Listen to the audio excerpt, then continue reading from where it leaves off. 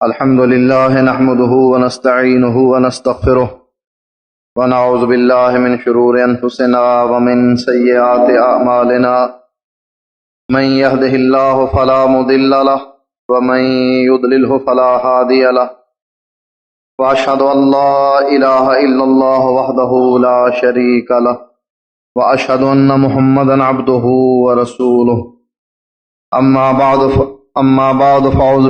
أما بعد فإن خير الحديث كتاب الله وخير الهدي هدي محمد صلى الله عليه وسلم وشر الأمور محدثاتها وكل محدثة بدعة وكل بدعة ضلالة وكل ضلالة في النار.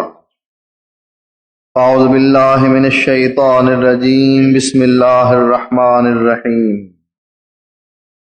قال فمن ربكما يا موسى قال ربنا الذي أعطى كل شيء خلقه ثم هدى. موسیٰ علیہ السلام کا تذکرہ چل رہا تھا. فرعون موسیٰ علیہ السلام سے پوچھتا ہے وما رب العالمین، اے موسیٰ یہ رب العالمین کون ہے؟ قال رب السماوات والارض وما بینہما ان کنتم موقنین. فرمایا رب العالمین وہ ہے جو رب ہے آسمانوں کا اور رب ہے زمین کا اور رب ہے جو کچھ زمین اور آسمان کے درمیان ہے. قال لمن حولہ الا تستمعون. فرعون اپنے درباریوں سے کہنے لگا سن رہے ہو موسیٰ علیہ السلام کی بات؟ قال ربکم ورب آبائکم الاولین. موسیٰ علیہ السلام اس کا تمسخر سن کے فرمانے لگے وہ تمہارا بھی رب ہے اور جو تم سے پہلے گزر گئے ان کا بھی رب ہے. قال ان رسولکم الذی ارسل الیکم لمجنون. فرعون کہنے لگا وہ رسول جو اپنے بارے میں یہ دعویٰ کر رہا ہے کہ اللہ نے مجھے رسول بنا کر بھیجا ہے لمجنون، البتہ پاگل ہے، مجنون ہے. موسیٰ علیہ السلام دوبارہ اس کا تمسخر سننے کے بعد فرماتے ہیں قال رب المشرق والمغرب وما بینہما ان کنتم تعقلون. فرمایا وہ مشرق کا رب ہے، وہ مغرب کا رب ہے اور جو کچھ اس کے درمیان ہے اس کا رب ہے. ان کنتم تعقلون، اگر تمہیں عقل ہو تو تمہیں پتہ لگ جائے. فرعون کہنے لگا قال فمن ربکما یا موسیٰ. ایک اور جگہ پر اللہ تعالیٰ نے فرعون کی یہ بات نقل کی. قال فمن ربکما یا موسیٰ، اے موسیٰ تم دونوں کا رب کون ہے؟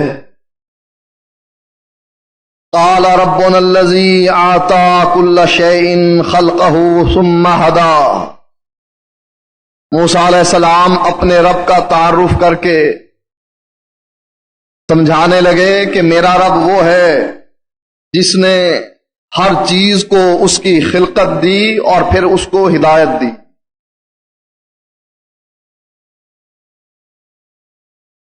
قال فرعون یا حامان ابن لی صرحا لعلی ابلغ الاسباب السماوات. اپنے وزیر سے کہنے لگا اے حامان میرے لیے ایک اونچا سا محل بنا، میں اس محل پر چڑھ کر آسمان کے راستوں پر جاؤں.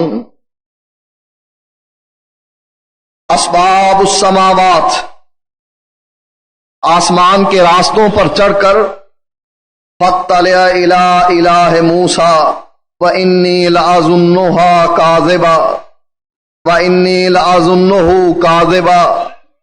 آسمان کے راستوں پر چڑھ کر میں جھانک کر دیکھوں موسیٰ علیہ السلام کے رب اور اس کے معبود کو، لیکن میرا خیال یہ ہے کہ موسیٰ جھوٹا ہے. وَإِنِّي لَأَظُنُّهُ كَاذِبًا، میں اس کو جھوٹا خیال کرتا ہوں۔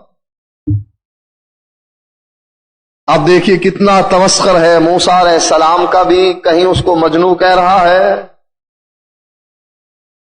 اور اللہ تعالی کا بھی اپنے وزیر سے کہتا ہے میرے لیے ایک اونچا سا محل بنا دے، میں اس پر چڑھ کر دیکھ کر آؤں موسیٰ علیہ السلام کے رب کو کہ اس کا رب میرے علاوہ بھی کوئی ہے، میرے علاوہ بھی اس کائنات میں کوئی اور معبود ہے۔ اب اس میں ایک سبق تو ہمیں یہ ملتا ہے کہ نبی اکرم صلی اللہ علیہ وآلہ وسلم سے پہلے کے کفار تھے، ان کا بھی یہ عقیدہ تھا، کم از کم وہ کفار یہ مانتے تھے کہ اللہ تعالی آسمان پر، اسی لیے اونچا محل بنانے کے بعد اس بات کی خواہش کرتا ہے کہ میں جھانک کر دیکھوں موسیٰ علیہ السلام کے رب کو۔ اور دوسری بات کہ جو آدمی اللہ کا تمسخر اور اس کے نبی کا تمسخر اڑا رہا ہے، جب وہ پکڑ میں آتا ہے پھر ساری اکڑ فو اس کی نکل جاتی۔ کیسا ہی ظالم انسان کیوں نہ ہو، کیسا ہی لوگوں پر ظلم کرنے والا انسان کیوں نہ ہو، جب اس کی موت کا وقت آتا ہے بالکل ہی بے بس۔ اور انسان کی حیثیت کیا ہے؟ سر میں درد ہو جائے، چاہے پیرانے پیر دستگیر ہی کیوں نہ ہو، لوگوں کی قسمتوں سے کھیلنے والا ہی کیوں نہ ہو، لوگوں کی تقدیر بدلنے والا ہی کیوں نہ ہو، گنج بخش ہی کیوں نہ ہو، تھوڑا سا درد اللہ تعالی سر میں پیدا کر دے، سر باندھ کر لیٹ جائے، ڈاکٹر بلاؤ، حکیم بلاؤ، علاج کرواؤ، ہے کون؟ دستگیر۔ تو آج تک لوگوں کے ہاتھ پکڑ کر، گرے ہوئے لوگوں کے ہاتھ پکڑ کر کھڑا کرتا تھا، تو مشکل کشا کے نام سے یاد کیا جاتا تھا، تیرا تعارف تو یہ تھا کہ یہ گنج بخش ہے، یہ روپیہ دو روپیہ نہیں، خزانے بخشنے والا ہے۔ تو سوکھی ہری کر دیتا تھا، لوگوں کی تقدیر کا مالک تھا۔ آج کیا ہو گیا ہے؟ ذرا درد ہی ہوا ہے اور چارپائی پر لمبا پڑا ہے، شور نہ مچاؤ، مجھے نیند سے نہ جگاؤ، مجھے انجیکشن لگا کر، نیند کا انجیکشن لگا کر سلا دو، مجھے گولیاں دے دو، دوائی دے دو، حکیم سے رابطہ کرو، کم از کم میرے سر میں جو درد ہے اس کو آرام آ جائے۔ یہی تذکرہ اللہ تعالیٰ نے فرعون کا کیا۔ پہلے موسیٰ علیہ السلام کو ڈراتا رہا، بنی اسرائیل کے بچے قتل کرتا رہا، ان کی عورتوں کو لونڈیاں بناتا رہا۔ موسیٰ علیہ السلام آگے آگے بھاگ رہے ہیں، یہ اپنی فوج لے کے پیچھے پیچھے آ رہا۔ موسیٰ علیہ السلام دریا پار کر گئے ہیں، اس کی فوج فرعون سمیت دریا کے وسط میں پہنچ گئی۔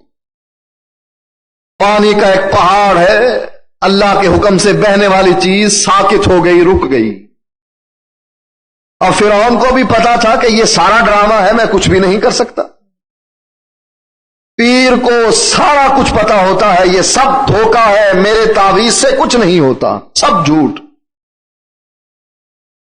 اندر سے پیر کو سارا پتا ہوتا ہے کہ میں یہ مریدوں کے ساتھ بددیانتی کر رہا ہوں، مال لوٹ رہا ہوں ان کا، میں ڈاکو ہوں ان کی عزت کا، ان کے مال کا، سب کچھ پتا۔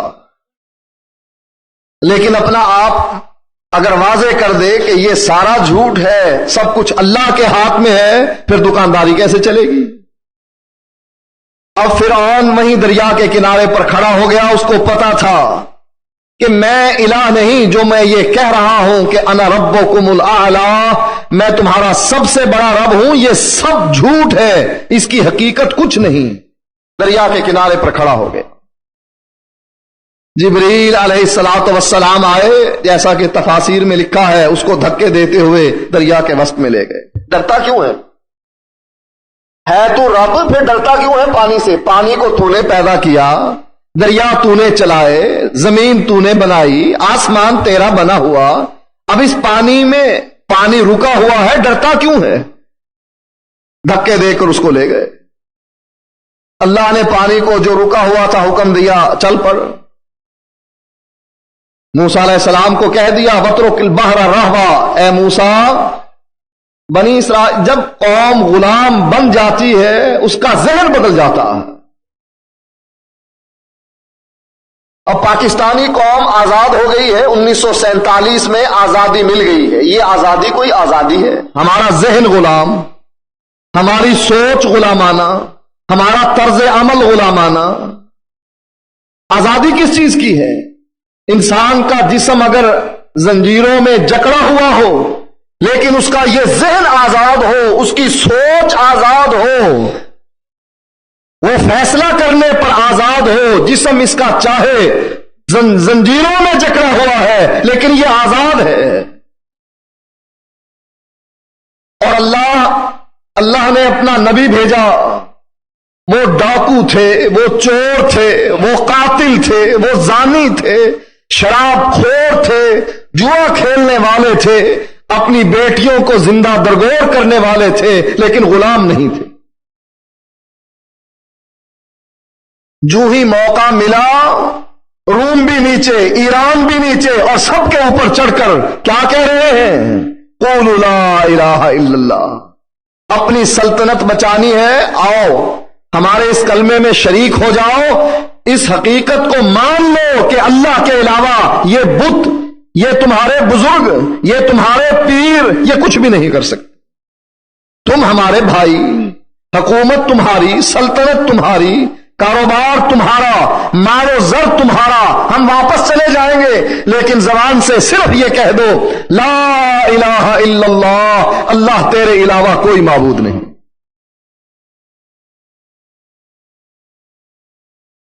موسیٰ علیہ السلام کی قوم غلام اور ذہن اس کا جکڑا ہوا، آزادی مل گئی، جا موسیٰ لے جا اس کو، اپنی اس قوم کو لے جا، دریا راستہ تمہیں دے گا۔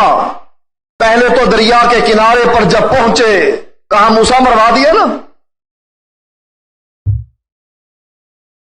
گھروں میں تھے، چلو بچے ہمارے قتل ہوئے، بیٹیاں ہماری باقی بچیں، ہم بھی گھروں میں بستے تھے، یہاں لا کر مروایا تو نے ہمیں۔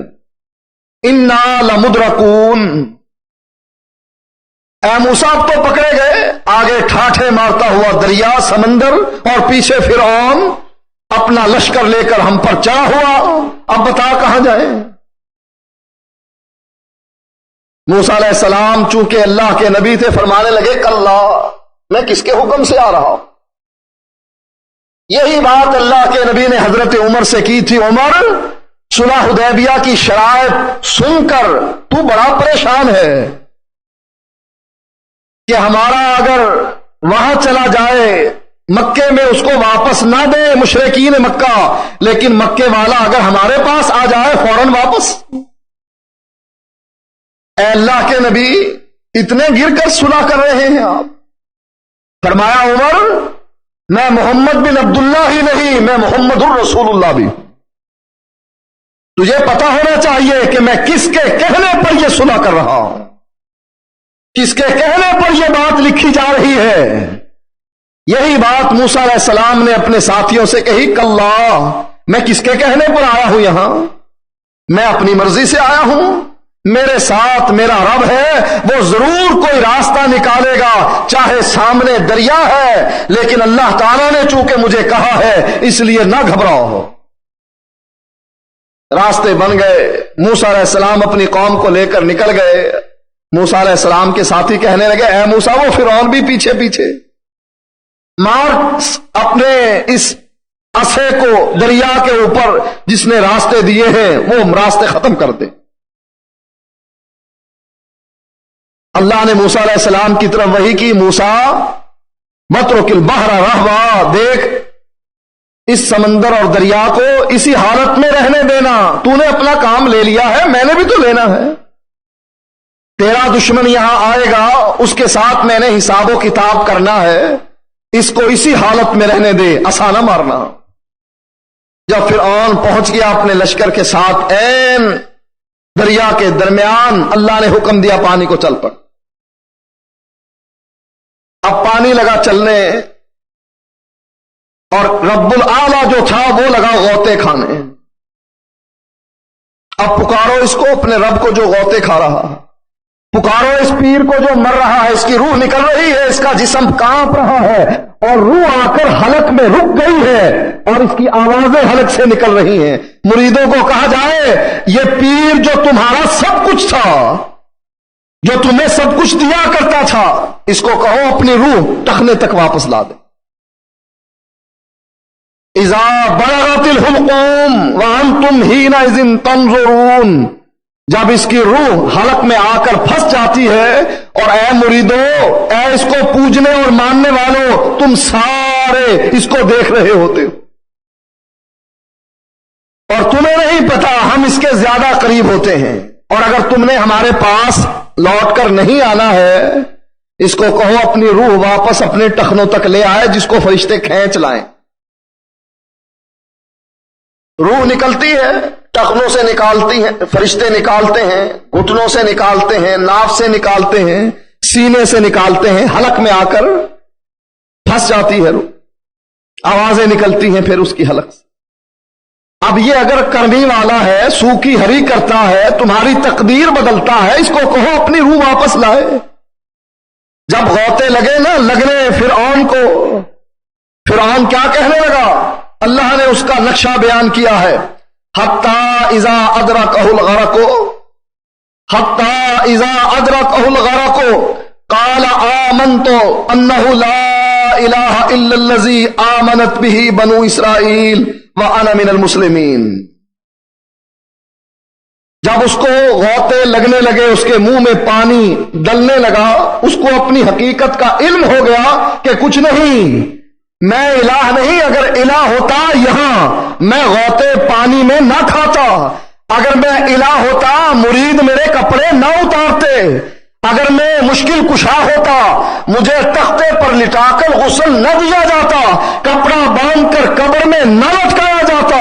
جب اس کو اپنی حقیقت کا علم ہو گیا کہ یہ جھوٹ اب واضح ہو گیا ہے، اب اپنی آخرت بچانے کی فکر کرو، تو کیا ہوا؟ کہنے لگا میں ایمان لایا۔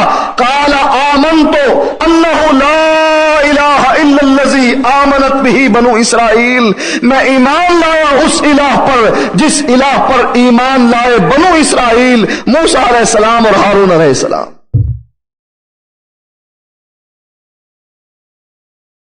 وَأَنَا مِنَ الْمُسْلِمِينَ، میں تو فرما بردار، اپنے رب کا فرما بردار۔ تفاسیر میں آتا ہے جبریل علیہ السلام نے جب وہ یہ الفاظ کہہ رہا تھا، اس کے منہ میں مٹی وغیرہ ڈالنے کی کوشش کی کہ اس کا منہ بند ہو جائے۔ کیوں؟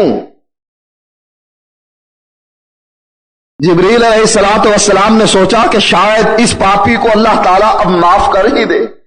جب اس کی زبان سے یہ نکل آیا لا الہ الا اللہ، ہو سکتا ہے اللہ کی رحمت جوش میں آئے اور اس کے سارے گناہوں کو معاف فرما دے۔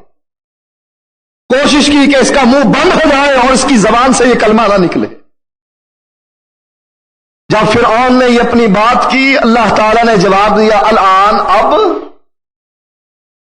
اب جب پھنس گیا تو تجھے میں یاد آیا، اور اس سے پہلے تیری گردن میں اتنا موٹا سریا تھا کہ کسی کی سنتا ہی نہیں تھا۔ میں نے موسیٰ کو بھیجا، اس کو میں نے عصا دیا، اس کا اژدہا بنایا، اس کا ہاتھ روشن کیا۔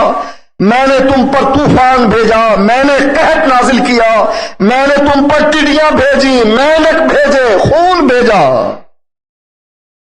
میں نے 9 نشانیاں بھیجی، اس لیے کہ شاید تم نصیحت حاصل کر لو۔ ہو سکتا ہے اے موسیٰ اور اے ہارون بات نرم کرنا، ہو سکتا ہے فرعون بات مان لے۔ میری 9 نشانیاں دیکھنے کے بعد پھر تم نے تکبر کیا، الآن اب، اور اس سے پہلے تو بڑا ہی نافرمان تھا، اب تیرے لیے بچاؤ کی کوئی صورت نہیں۔ النار یعرضون علیہا غدوا وعشیا، اب تجھے دنیا میں بھی آگ کا عذاب ہے اور جب قیامت قائم ہوگی تجھے شدید عذاب میں داخل کر دیا جائے۔ دوسرا سبق ہمیں کیا ملتا ہے؟ دوسرا سبق ہمیں یہ ملتا ہے کہ جب پیر مشکل میں پھنس جائے، جب وہ بیمار ہو جائے،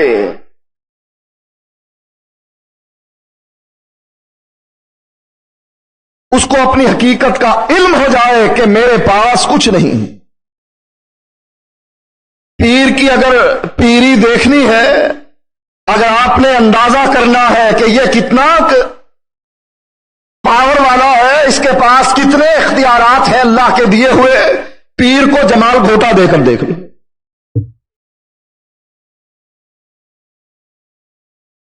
رات تاریک ہو، بارش برس رہی ہو، برفانی علاقہ ہو، برف گر رہی ہو اور گھر میں ٹائلٹ نہ ہو، پیر کو جمال گھوٹا دیا ہو، اب پیر کو کہو تو مشکل کشا ہے، اب اس کو ذرا روک کے رکھ صبح تک تاکہ دن نکل آئے، پھر تجھ کو باہر لے کر جائیں گے۔ اب بارش میں برف باری میں جائے گا کہاں؟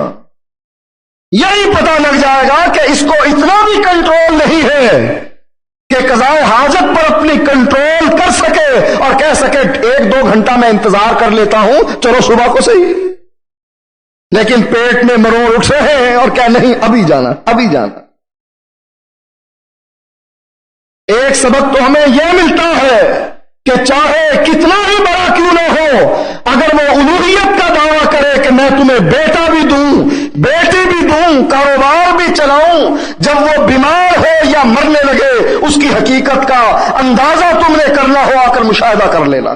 آنکھیں پتھرا گئی ہیں، مشکل کشا کی، حاجت روا کی، بڑی امام کی، بگڑی بنانے والے کی آنکھیں پتھرا گئی ہیں، بس دیکھ رہا ہے کہ فرشتے میری روح نکال کر لے جا رہے ہیں۔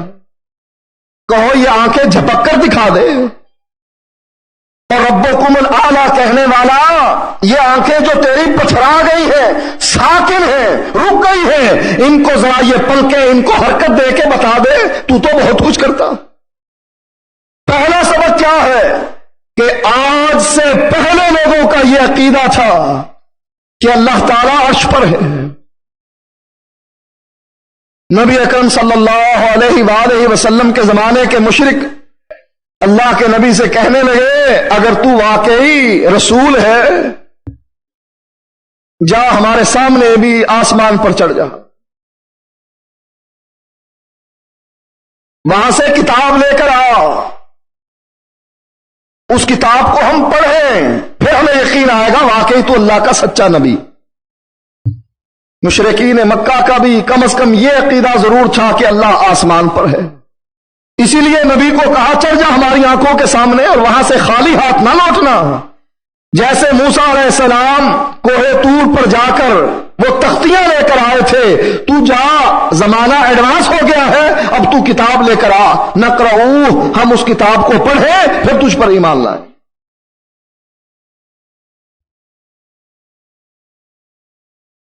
عیسیٰ علیہ السلام کے زمانے کے عیسائیوں کا کیا عقیدہ تھا؟ اے عیسیٰ اپنے رب سے دعا کر آسمان سے ہمارے لیے کھانا نازل کرے، مائدۃ من السماء، آسمان سے ہمارے لیے کھانا نازل ہونا چاہیے۔ عقیدہ کیا ہے؟ وہ کھانا بھیجنے والا اوپر ہے۔ اور ہمارے مولویوں سے آج پوچھ لو جا کر، مولوی صاحب کیا خیال ہے اللہ کے بارے میں، اللہ کہاں ہے؟ کہیں گے اللہ ہر جگہ۔ اللہ کہاں ہے؟ کوئی کہے گا اللہ ہر کے اندر ہے، مندر ڈھا دے، مسجد ڈھا دے، کسی کا دل نہیں ڈھانا، کیوں؟ دلوں میں رب واسطہ۔ اللہ کہاں ہے؟ اللہ دل کے اندر ہے۔ مسجد ڈھا دے، مندر ڈھا دے جو کچھ ڈھیندا، پر کسے دا دل نہ ڈھائی، رب دلا میں رہندا۔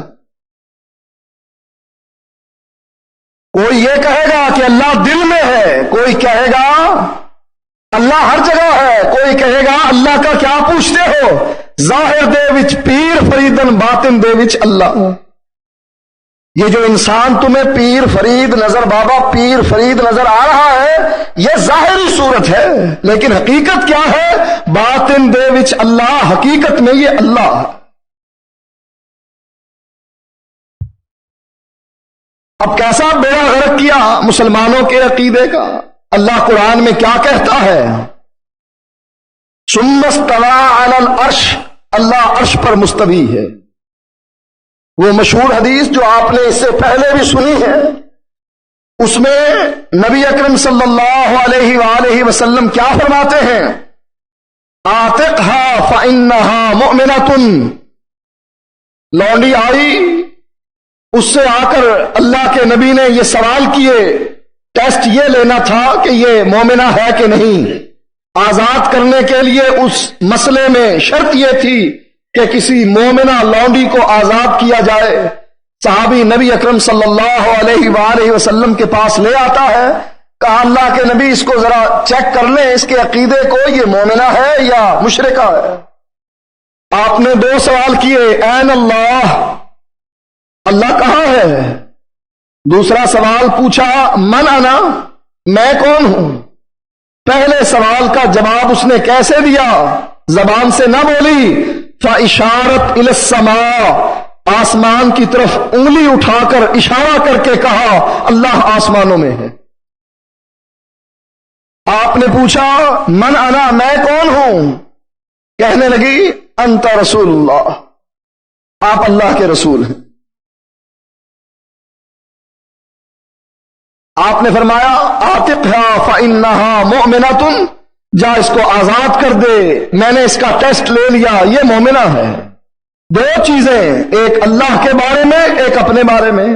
اور اللہ کے بارے میں کیا پوچھا؟ اللہ کہاں ہے؟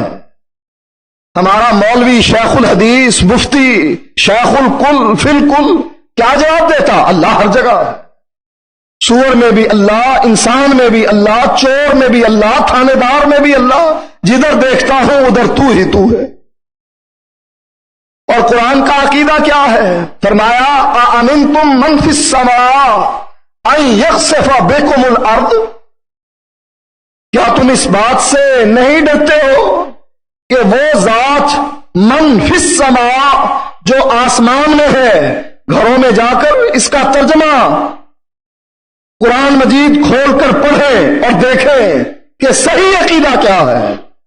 اَأَمِنْتُمْ مَنْ فِي السَّمَاءِ، کیا تم اس بات سے ڈرتے نہیں ہو جو آسمانوں میں ہے، اَن یخسف بکم الارض، کہ وہ تمہیں زمین میں دھسا دے۔ ام امنتم من فی السماء، کیا تم اس بات سے نہ ڈر ہو گئے ہو کہ وہ ذات جو آسمانوں میں ہے، یرسل علیکم حاصبا، کہ وہ تم پر آندھی بھیج دے اور آندھی بھیج کر تم کو ہلاک کر دے۔ اللہ اپنے بارے میں واضح طور پر کہہ رہا ہے کہ میں آسمانوں میں ہوں، عرش پر مستوی ہوں۔ اور امام ابو حنیفہ رحمۃ اللہ علیہ فرماتے ہیں، شرح عقیدہ طحاویہ میں امام ابو حنیفہ کا یہ قول نقل کیا ہے، فرماتے ہیں جو یہ کہے کہ مجھے پتہ نہیں اللہ کے بارے میں کہ اللہ آسمان میں ہے یا زمین میں، وہ کافر ہے۔ اس لیے کافر ہے، پھر دلیل دی، اس لیے کافر ہے۔ فرمایا اللہ کہتا ہے ثم استوى علی العرش، میں عرش پر مستوی ہوں۔ قرآن یہ کہتا ہے کہ میں عرش پر مستوی ہوں، اور یہ کہتا ہے مجھے پتہ ہی نہیں کہاں ہے۔ اس کا معنی یہ ہے کہ یہ قرآن کا منکر ہے، اور جو قرآن کا منکر ہے وہ دار اسلام سے خارج۔ یہ امام ابو حنیفہ کا قول، یہ عقیدے کا مسئلہ ہے۔ اسی لیے یہ لوگ لکھتے ہیں کہ فروع میں، مسائل میں ہم امام ابو حنیفہ کی تقلید کرتے ہیں، عقیدے میں تقلید نہیں کرتے۔ ارے تقلید اگر اچھی چیز ہے، معیاری چیز ہے، تو عقیدے میں کیوں تقلید نہیں کرتے؟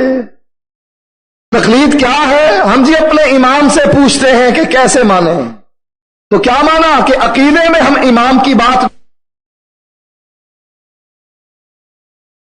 ابو حنیفہ کا عقیدہ تو کتاب و سنت کے مطابق تھا، لیکن صوفیت نے ہمیں یہ سبق دیا ہے کہ وہ امام ابو حنیفہ کا عقیدہ چھوڑ کر ابن عربی کا عقیدہ مانو. اور ابن عربی کیا کہتا ہے؟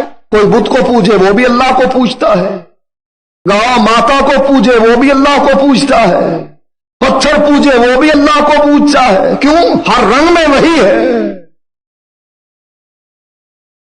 اور قرآن کا عقیدہ کیا ہے؟ اللہ نے جگہ جگہ پر اس کا تذکرہ کیا. تعرج الملائکۃ والروح الیہ، اللہ کی طرف فرشتے چڑھتے ہیں اور جبریل ان کے ساتھ چڑھتا. اگر اللہ ہر جگہ ہو تو کیا نعوذ باللہ اللہ ممبر ہے جس پر فرشتے چڑھتے ہیں؟ مثلا ممبر پر ہم چڑھتے ہیں، پاؤں رکھ کر پہلی سیڑھی پر، دوسری پر، تیسری پر، جتنی سیڑھیاں ہو چڑھ جاتے ہیں. ہم مکان کی سیڑھی چڑھتے ہیں. نعوذ باللہ کیا اللہ تعالیٰ مکان اور ممبر ہے کہ جس پر فرشتے چڑھتے ہیں؟ یا اللہ تعالیٰ آسمان پر ہے کہ زمین سے فرشتے چڑھتے ہیں آسمان کی طرف؟ تعرج الملائکۃ والروح الیہ، اللہ کی طرف فرشتے اور جبریل چڑھتے ہیں. اسی لیے نبی اکرم صلی اللہ علیہ وآلہ وسلم فرماتے ہیں ثم یعرج الذین باتوا فیکم، فرشتوں کی ڈیوٹیاں چینج ہوتی ہیں. ایک فجر کے وقت کہ جو رات کو فرشتے سٹے کر رہے ہوتے ہیں وہ فجر کے وقت چڑھ جاتے ہیں اور آسمان سے نئے فرشتے آ جاتے ہیں، ڈیوٹیاں سنبھال لیتے ہیں عصر تک. فجر کی ڈیوٹی فرشتوں کی فجر سے لے کر عصر تک، اور دوسرے فرشتوں کی ڈیوٹیاں عصر سے لے کے فجر تک. نبی اکرم صلی اللہ علیہ وآلہ وسلم فرماتے ہیں ثم یعرج الذین باتوا فیکم، پھر آسمان پر چڑھتے ہیں وہ فرشتے جو رات تمہارے ساتھ رہے، جنہوں نے رات تمہارے ساتھ بسر کی. وہ آسمان کی طرف چڑھ کر اللہ کو رپورٹ دیتے ہیں کہ اللہ تیرے بندوں کی یہ رپورٹ. اللہ پوچھتا ہے، حالانکہ اللہ جانتا ہے، اللہ خوب جانتا ہے کہ میرے بندے کیا کر رہے ہیں. اللہ پوچھتا ہے کیف ترکتم عبادی، اے فرشتوں میرے بندوں کو کس حال میں چھوڑ کر آئے ہو؟ فرشتے جواب دیتے ہیں اے اللہ جب ہم پہنچے وہ نماز پڑھ رہے تھے، جب ہم آئے وہ نماز پڑھ رہے تھے. جب پہنچے فجر کا وقت تھا نماز پڑھ رہے تھے، جب گئے عصر کے بعد ڈیوٹی چینج ہوئی، اللہ کو رپورٹ دی، اللہ وہ نماز پڑھ رہے تھے. اللہ فرماتا ہے یدبر الامر من السماء الى الارض، اللہ آسمان سے زمین کی طرف اپنے فیصلے نازل کرتا ہے. اللہ تدبیر کرتا ہے. اقلب اللیل والنہار، قسمتیں بدلتا ہے، دن بدلتا ہے، موسم بدلتا ہے، بارش سے خشک سالی کا موسم لاتا ہے. فرمایا یہ آسمان پر بیٹھی ہوئی ذات زمین پر اپنے فیصلے نافذ کرواتی. عیسیٰ علیہ السلام کو اللہ تعالیٰ نے جب یہودیوں نے گھیر لیا عیسیٰ علیہ السلام کو،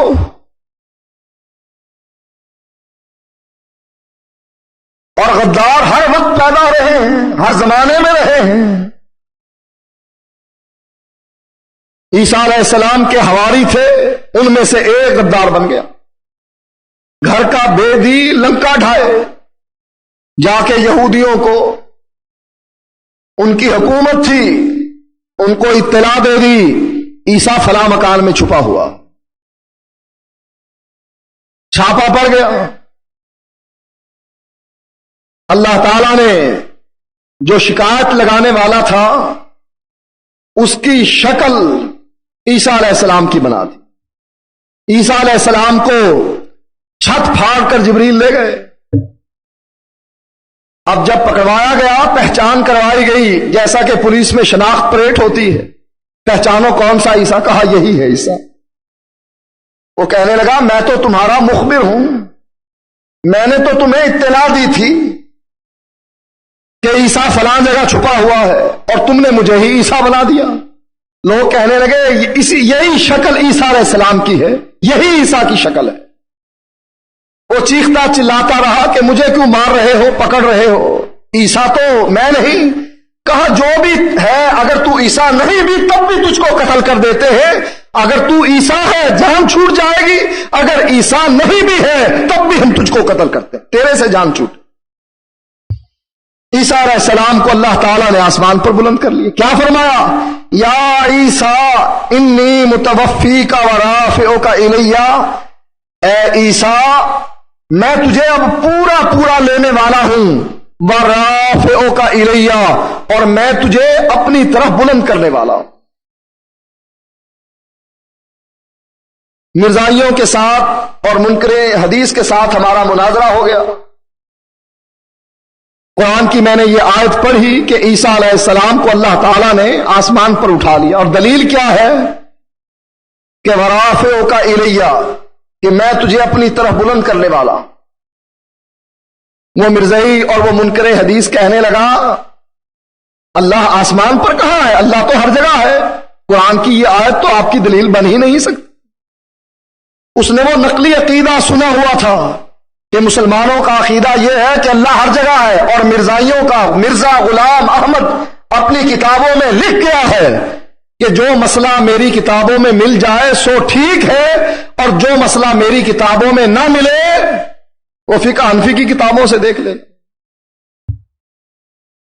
اب وہ مرزائی کہنے لگا اللہ تو ہر جگہ ہے، اپنی طرف بلند کرنے کا کیا معنی؟ ہاں اس کا معنی یہ بنتا ہے کہ اللہ نے عیسیٰ علیہ السلام کے درجات بلند کر دیے، رفع درجات ورافعک الیہ، میں تیرے درجات کو بلند کرتا ہوں، تجھے اونچا مقام دیتا ہوں، یہ نہیں کہ آسمان پر اٹھا لیا۔ جب میں نے قرآن کی دوسری آیات پڑھی کہ اللہ آسمان پر ہے، پھر حیران پریشان کہ یہ عقیدہ کہاں سے آ گیا کہ اللہ آسمان پر ہے؟ آج تک تو ہم یہی سنتے آئے ہیں اللہ ہر جگہ۔ یا عیسیٰ، اے عیسیٰ ڈر نہیں، انی متوفیک، اے عیسیٰ میں تجھ کو پورا پورا لینے والا ہوں، ورافعک الیہ، اور میں تجھے اپنی طرف بلند کرنے والا ہوں۔ حدیث میں آتا ہے عیسیٰ علیہ السلام آسمان سے اتریں گے، فرشتوں کے پروں پر اپنے قدم رکھے ہوئے ہوں گے، شام کی ایک مسجد ہوگی، اس کے مینارے پر عیسیٰ علیہ الصلوۃ والسلام کا نزول ہوگا۔ کیا خیال ہے اگر اللہ ہر جگہ ہو تو اس آیت کا کیا معنی، اور عیسیٰ علیہ السلام کے نازل ہونے کا شام کی مسجد کے مینارے پر اس کا کیا معنی ہے؟ مجھے یہ لگتا ہے کہ صحیح عقیدہ یہ ہے کہ اللہ عرش پر ہے، اور جو اس عقیدے کو نہ مانے امام ابو حنیفہ کے نزدیک وہ مسلمان ہی نہیں۔ چیک کر لو جا کر،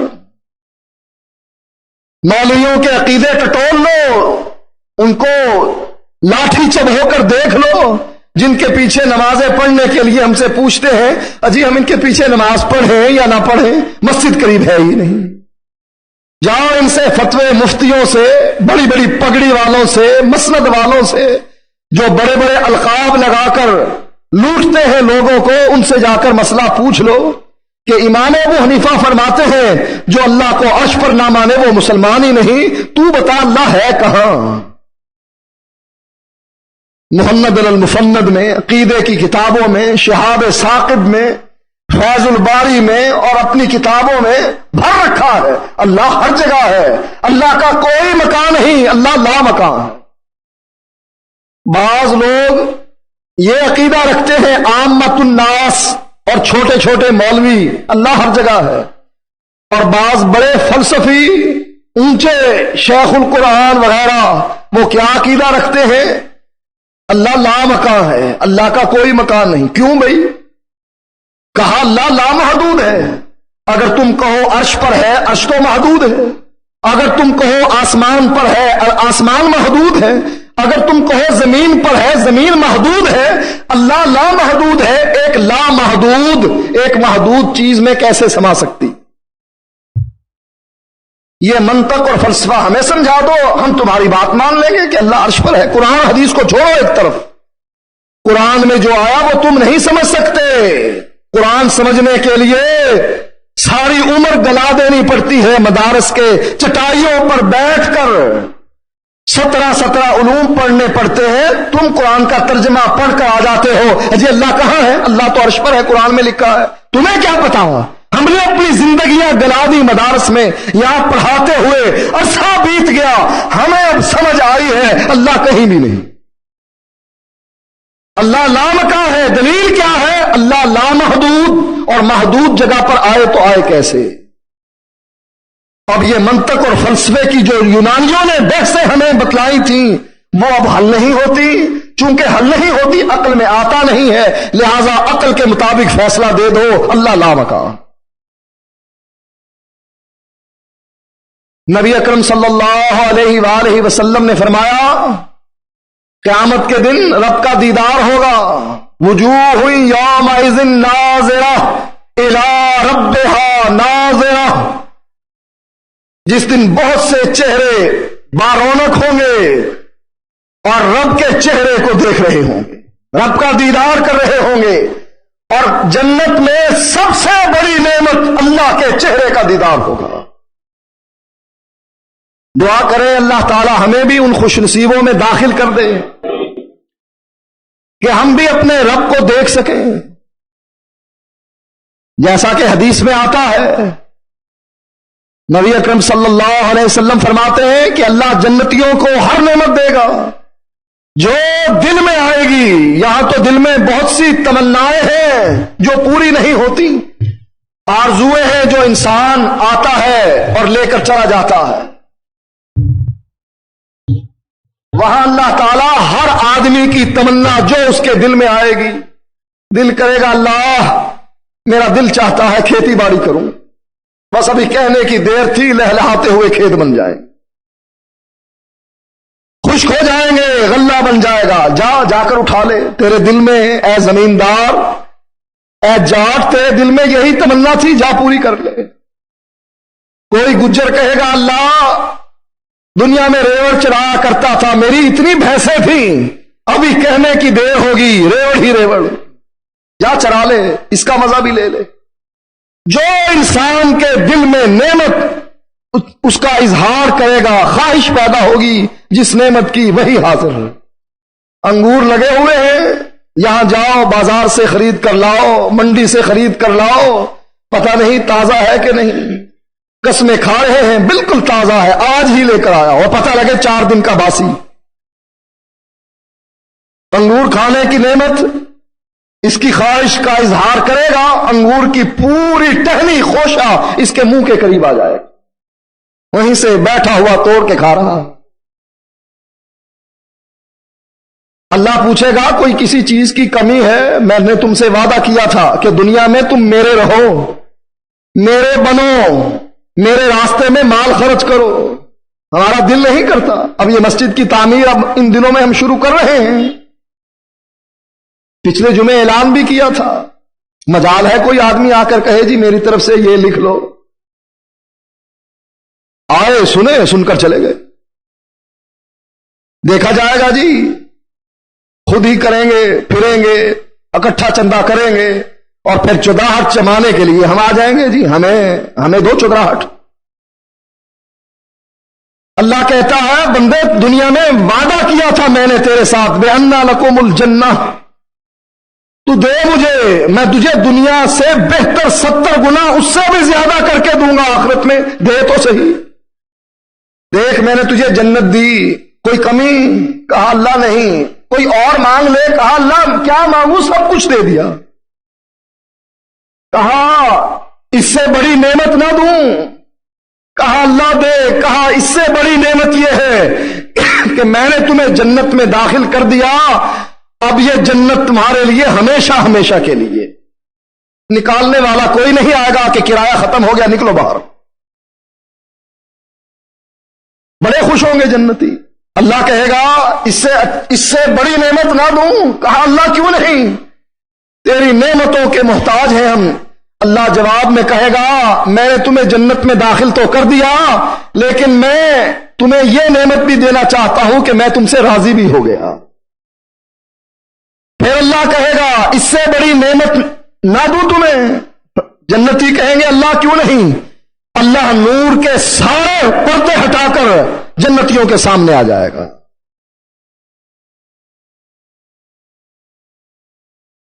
اب جنتی دیکھیں گے فوراً سجدے میں گر جائیں گے. جنتیوں کے چہرے چمکنے لگ جائیں گے. ان کی بیویاں کہیں گی، تم آج حوریں کہیں گی جنت کی، آج تم آئے ہو، کیا وجہ ہے تمہارے چہرے نور سے زیادہ چمک رہے ہیں؟ وہ کہیں گے کہ ہم اللہ کا دیدار کر کے آ رہے ہیں. نبی اکرم صلی اللہ علیہ وآلہ وسلم فرماتے ہیں، صحابہ نے پوچھا اللہ کے نبی ہم اللہ کا دیدار کیسے کریں گے؟ بادشاہ آ جائے، اس سے اس کا بوتھا دیکھنا ہو تو کیا ہوتا ہے؟ جو قریب قریب کے لوگ ہیں بس وہی دیکھتے ہیں، پیچھے ہٹو پیچھے ہٹو. اونچا سٹیج بنا دو، پھر بھی اگر لوگ زیادہ ہیں کہاں تک دیکھ لیں گے؟ دوربین تو لگا نہیں سکتے. صحابہ پوچھنے لگے اللہ کے نبی ہم اتنے لوگ ہوں گے، اللہ کے چہرے کو کیسے دیکھیں گے؟ اللہ کی ذات کو کیسے دیکھیں گے؟ اتنے لوگ. فرمایا 14ویں کا چاند جب چمک رہا ہوتا ہے تم ساری دنیا اکٹھی ہو کر اس چاند کی نورانیت کو دیکھ رہی ہوتی ہو، کوئی فرق پڑتا ہے؟ بھگدڑ مچتی ہے؟ کوئی مشکل پیش آتی ہے 14ویں کے چاند کو دیکھنے کی؟ کہا نہیں. فرمایا اللہ کے نبی نے اپنے رب کا دیدار تم ایسے ہی کرو گے جیسے 14ویں کے چاند کو دیکھتے. اب کوئی ان مولویوں سے پوچھے یہ لامحدود، اب یہ محدود آنکھوں کے سامنے آیا تو کیسے آیا؟ بتاؤ، کرو اس فلسفے کو حل. آنکھیں لامحدود اور آنکھیں محدود اور اللہ لامحدود. لامحدود چیز کا یہ محدود چیز احاطہ کیسے کر رہی ہے؟ یا تو یہ ہونا چاہیے کہ جی ہم نے اللہ تعالیٰ کا چھوٹا سا ایک حصہ دیکھ لیا. کیوں؟ ہماری آنکھ محدود اور وہ لامحدود. جب اللہ کے نبی فرماتے ہیں جیسے 14ویں کے چاند کو دیکھتے ہو ایسے اپنے رب کو دیکھو گے، اس کا معنی یہ ہوا کہ یہ محدود چیز لامحدود کو دیکھ رہی ہے، احاطہ کر رہی ہے. اور اسی میں اس مولوی کے فلسفے کا جواب ہے کہ یہ لامحدود محدود میں کیسے آئی. فرمایا نبی اکرم صلی اللہ علیہ وآلہ وسلم نے حضرت سعد سے، جب حضرت سعد نے ایک فیصلہ کیا، فرمایا لقد حکمت فیہم بحکم الملک من فوق سبعۃ ارقعۃ. اللہ کے نبی فرماتے ہیں اے سعد، جو فیصلہ ان یہودیوں کے بارے میں اللہ نے عرش پر کیا تھا 7 آسمانوں کے اوپر سے، اے سعد وہی فیصلہ تو نے آج دنیا میں کیا.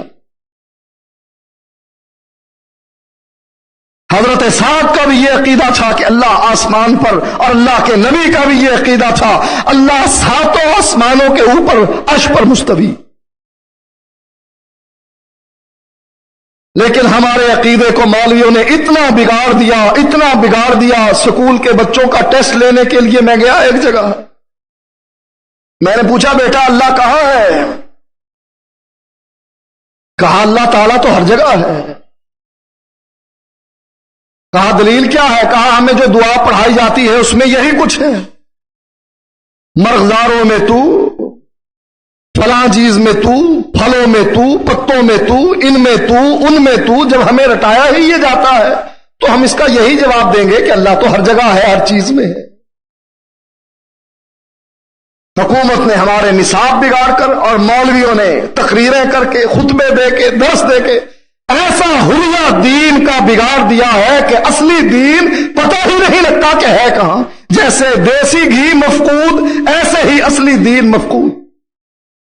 اب ہم لوگوں کو بتلاتے ہیں اصلی دین، حیرت سے آنکھیں پھٹی کی پھٹی رہ جاتی ہیں. اچھا اللہ عرش پر ہے؟ آج تک تو ہم نے سنا نہیں. ہمارے جتنے بزرگ مر گئے وہ تو ہمیں یہی بتلا کر گئے بیٹا اللہ ہر جگہ پر ہے.